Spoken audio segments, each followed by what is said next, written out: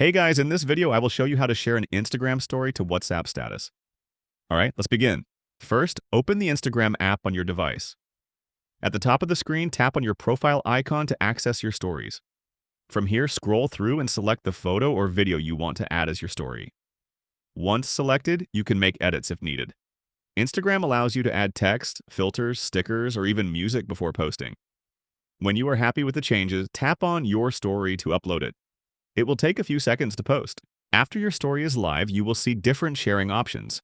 Tap on the Share on icon and select WhatsApp, and the app will redirect you to WhatsApp automatically. You will land directly on the status page.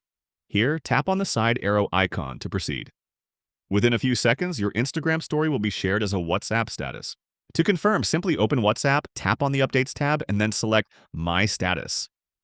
You will see the same story successfully uploaded. So that's basically how you can share an Instagram story to WhatsApp status. And that's it for this video. If you find this video helpful, please consider subscribing and leaving a like. Thanks.